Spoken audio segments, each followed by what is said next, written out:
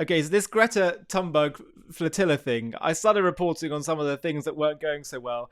And this is getting from just ineffective to utterly ridiculous to farcical. So let's first understand that initially on her flotilla, St. Greta's flotilla to break the blockade in Gaza, first of all, she claimed there was an Israeli drone that hit a flotilla. No evidence for that. And they all panicked and started putting up videos saying, "Oh, we've been hit by Israel." They hadn't. Secondly, then she had an argument with her committee on the flotilla. She got booted off the boat and had to go onto another boat. And then it turned out that someone had managed to intercept their radios and started blasting ABBA music on the flotilla. And you'll see I've posted some of those videos about this. But now it looks like the lead vessel of Greta's global summer flotilla reports that it was stopped in Greek waters after a suspected sabotage crippled its engine. Have a watch. Today, the global Summit Flotilla is under extreme duress. This morning, passengers on the family boat woke up to the very distressing news that the boat's motor is irreparably damaged and the boat will not be continuing the journey. However, that doesn't mean that the operation will stop here, and crisis management is underway. But this also comes within a 48-hour window when organisers were led to believe that an attack on the fleet was imminent. To mitigate that risk, we have been moored in Greek waters, and there's been a continual presence of Greek Coast Guard around us. There has also been the arrival of an Italian naval vessel with a second Italian and a Spanish naval vessel also on the way. Nevertheless, the possibility that an attack occurred here on the family boat in the form of sabotage is very real. And so today, investigation is underway. These mechanical faults have been a pattern for the flotilla. And so the possibility of serial sabotage is being investigated. The alternative is simply that this boat has been put to tasks that it was never designed for. This is, after all, not a governmental organization. This is a voluntary civilian operation that's been funded by grassroots donations and is depending on volunteer mechanics. Give us your money. So there is investigation happening today, and there is also preparation. The organisers are looking at how they can redistribute as much of the aid and as many of the passengers on family across the fleet as possible. Are they not aware that there's 4,000 calories worth of food being given to Gazans every single day delivered? Yeah, some of it's taken by Hamas, of course, which is why Israel set up the Gaza Humanitarian Foundation with America. Are they not aware of that? What do they think they can achieve by this little stunt, other than publicity? Oh, yes, publicity. Self-publicity. Possible. They also see here a chance for protection. Can they reallocate high-profile figures, media personnel, to give as much of the fleet as much visibility as possible after Tuesday night's attacks, which targeted sailing vessels? However, this is difficult for many on board to accept because these groups have been doing security drills as a team for weeks now in anticipation of interception by Israel's military. Those security protocols will need to be renewed from scratch, and people will need to begin relying on new teams and on new boats for their safety. As a passenger on family, I am also awaiting news about reallocation. That should come later today, and we will update accordingly. I want to understand what exactly is it that they're so concerned about is going to happen if Israel, intercepts them when they inevitably get there. Last time we saw, Israel intercepted their flotilla and offered Greta a sandwich. Ooh, and then sent her back home where she came from. What are they so worried about? It reminds me a bit of Marjorie Taylor Greene. She's also very hostile, anti-Semitic. Is Congresswoman? Yeah, she's a Congresswoman. And she puts out this statement the other day saying, after all these absurd accusations that Charlie Kirk was killed by Israel. I'm sorry, it's so close to his death and assassination, but just there's the absurdity of anti-Semitism. It never ceases to amaze me. And she puts out a statement saying, "I'm not suicidal. I'm one of the happiest, healthiest people you will meet." So with that said, if something happens to me, I ask you all to find out which foreign government or powerful people Israel, Jews. People would take heinous actions to stop disinformation from coming out. It's pure attention seeking. She's just looking for attention. I mean, it's ridiculous. And then Senator Ted Cruz, who of course is a superb friend of Israel and the Jewish community and sanity, she wrote, "Why do people keep thinking the Jews are trying to kill them?" It is amazing what's it called? The insanity and illogical nature of anti-Semitism. The fantasies they create in their head. Anyway, here they are on the flotilla saying, "Break the siege, we will make it." Break the siege! Break the siege! Break the siege! Break the siege! Break the siege! Break the siege! Break the siege! Break the siege!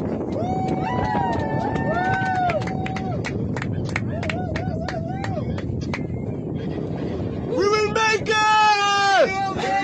We will make it!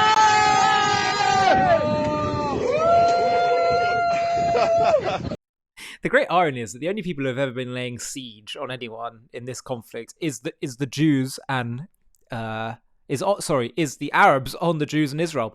The reason there is a blockade, or rather a censoring for what comes in and out of Gaza, certainly before October 7th as well, is because the people of Gaza elected Hamas, decided to create a terror culture. The leadership decides they're going to raise a generation to hate Jews. They lob rockets every day and plan attacks as they are carried out on October 7th. And Israel says, you know something? We tried to give you this land as a gesture for peace and to see if we can model a two-state solution here. And you chose, instead of building up, you built down, you built terror tunnels and networks, try to kill us. We think we're gonna censor weapons that come in, otherwise we might end up being killed. How terrible of Israel to do that, to live. The audacity of a Jew to live. Unbelievable. And then let's see Greta herself now saying on the boat, "I am not scared of Israel, I'm scared of a world that has lost sense of all humanity." El Jacobi said, "I thought she was scared of climate change." I'm not scared of Israel. I'm scared of a world that has seemingly lost all sense of humanity.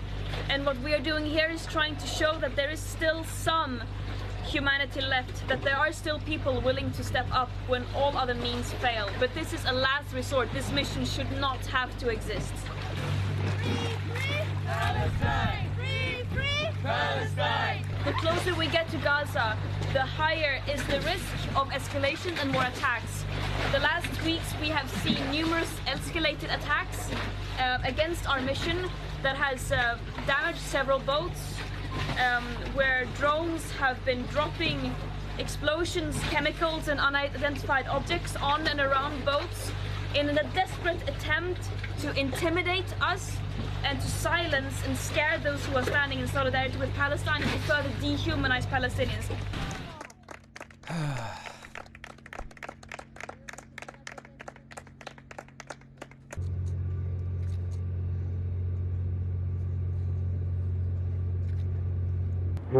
You know, it's interesting. She says that she's scared of a world that's lost its humanity.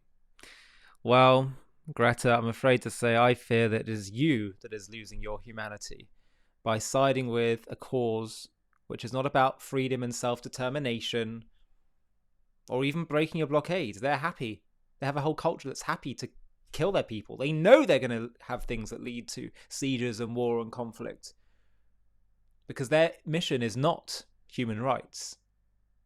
They don't care if their entire people get killed as long as it's in the service of destroying the Jewish people and the Jewish people's right to life. That's what this is all about. And before you say, well, how can you say that? They didn't have conflict before Israel was created. Yeah, because Jews were second-class citizens and persecuted and downtrodden, and they're happy with that. You want evidence that they wanted to kill Jews and have them as second-class citizens? Look up the 1920s Hebron massacres, the 1830s Svat massacres of Arabs against Jews. There was no Israel then, no settlements then, no Gaza conflict then. And you know, this derangement when it comes to Israel derangement syndrome, this is age old. It's anti-Semitism. And the question is, where does it come from? This notion that the Jews are this all-powerful, It's funny, many Jews look at this and they feel threatened by these people that seemingly are so hostile to us, but you should actually realize they're threatened of us. Look at the craziness that they're saying, like Marjorie Taylor Greene and others. The truth is, though, on a deeper level, they are tapping into something that they know to be true. They've just slightly misunderstood it. That's where this comes from. The insanity of anti-Semitism, thinking that a tiny, tiny people are somehow controlling the world. They think we control the world via the banks and the media and, some kind of cynical evil controlling. They're off, but they're not completely off. Because what they kind of are tapping into at a subconscious level is that actually, yes, the destiny of the world is led by the Jewish people. We do actually have some great level of influence of the world at a spiritual level. We are the world's spiritual moral teachers and leaders, and God's interaction with the world is led by how the Jewish people act and behave. So in that sense, spiritually, they're right. In that sense, we actually do control the world. So the only difference is the ways in which we do. It's not about physical might, it's about spiritual leadership. And they see it as something dangerous or evil, but actually, we understand it as good, as blessing to the entire world. The Jewish people have brought the world closer to Sinai, kicking and screaming throughout the generations. The world's been kicking and screaming, but we've done it, and we're doing it. And there's more work to do. But as I've said time and time again, you need to understand what actually happened in 1948 with Israel's re-establishment to be able to debunk these lies. So if you haven't already, make sure you watch the trailer I'm going to show you now for our documentary called What Really Happened in 1948. Truth about what really happened then. Debunking all the lies. Watch the trailer, and if you want to watch the full thing, you can just click on the link in the video description. In 1948, the world witnessed the rebirth of the Jewish state, the State of Israel.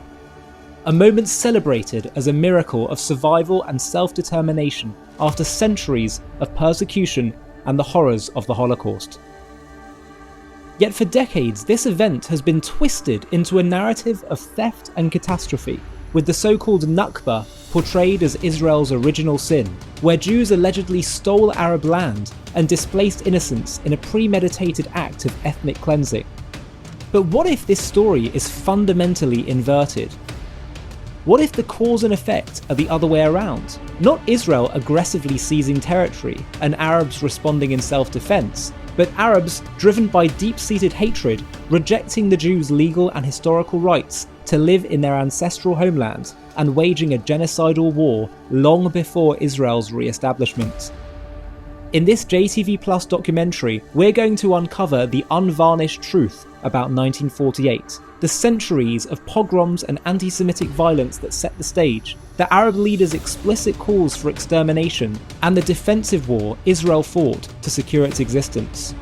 We'll challenge the pervasive lies head-on, showing how Arab rejection of peace wasn't about creating a Palestinian state, but about denying Jews the right to live at all. From the Nazi-allied leader of the Arabs in Palestine, the Mufti al-Husseini, to the forgotten occupations by Jordan and Egypt, when no Palestinian state was even considered, this is the story of a conflict rooted not in displacement, but in whether the Jews deserve to live in their homeland. Join us as we debunk the myths with facts, confront the historical record fairly but firmly, and reveal why 1948 was not an act of aggression, but a righteous response to annihilation. This is what really happened in 1948. To watch this JTV Plus documentary and access much more premium content, click on the link in the video description.